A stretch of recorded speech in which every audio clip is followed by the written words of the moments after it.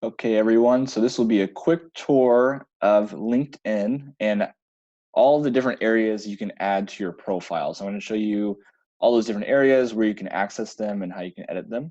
But specifically towards the end, I'm going to show you how to add work experience and what all that entails within LinkedIn so you have a good idea of that. So we're going to start on the home page again. So once you sign in, this is what you'll see.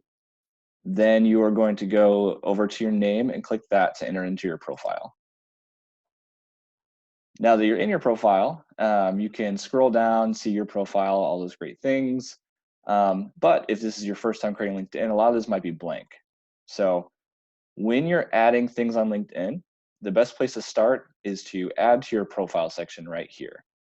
So if you click this, you'll see a variety of places where you can add experience and things like that. So you can add an introduction for yourself, an about, which will be shown down here. Featured. So if you have any posts or documents or media that you want to feature on your LinkedIn account, you can add those here as well. Click the arrow. You can add your background, which is where we're going to spend some time on later. That involves your work experience, your education, licenses and certifications, as well as volunteer experience. So you're free to add all of these things.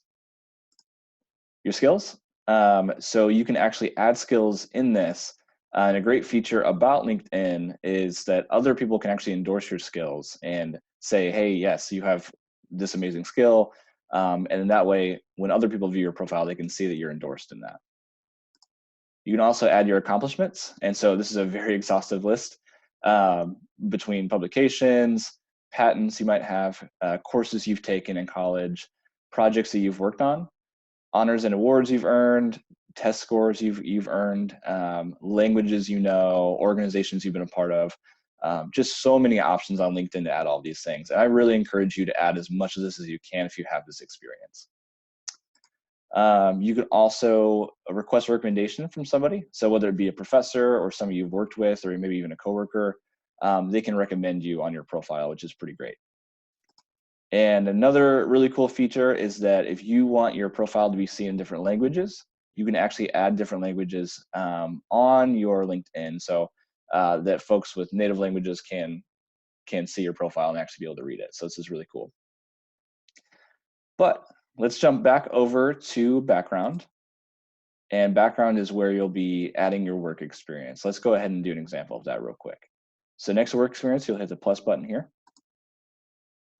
And then you'll get a pop-up box, and this will be, you'll enter all the information you need right here. So for example, I'll just add my current title, career advisor, and as you can see, you get some examples that might come up to help you choose the correct one.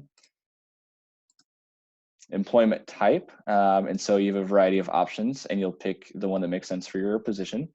For me, full-time right now. And then you'll add your company. So I'll go Indiana Wesleyan University. As you can see, more things pop up too, so odds are your company will pop up here too as you add it. Next, you're going to add the location,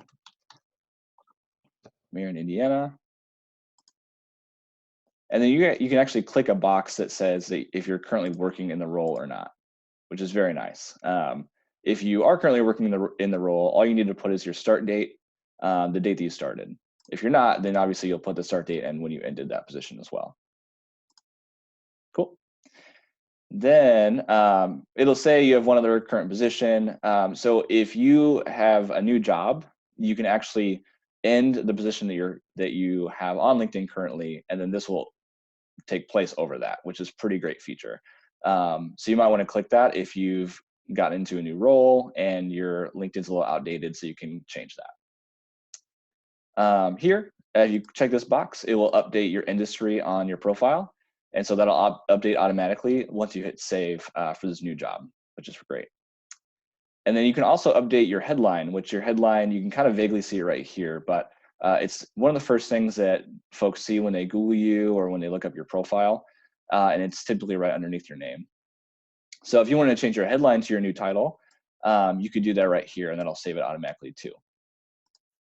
And then finally, in this description box, this is where you might put your bullet points from your resume here for the role. You can add more things. what I like to do is do all of my descriptors in a Word document, and then I copy and paste it into the LinkedIn description box. It's just easier that way and be a lot quicker. And then the last part here, which is very cool, very unique, is you can actually add media to your job. So let's say you worked on a really cool video in your job, or marketing materials or anything like that, and you want to show it off, you can just hit this upload button here and upload it to this. Even if you have just pictures of you working, this would be a great way to add a little bit of flair to your profile, and it can go a long way. So this is really cool. And if you want to show off your new job to your network, you can toggle this on, and that will notify everybody on your network that you've gotten a new position, and they'll be very excited for you. So you can keep that offer on depending on your preferences. And then you'll hit save, and your job will be saved. And then you'll see it right down here under experience. So that's how you create a new experience, a work experience. And volunteering and all of those are very similar as well. So as long as you follow these same steps, you'll be right where you need to be. So good luck.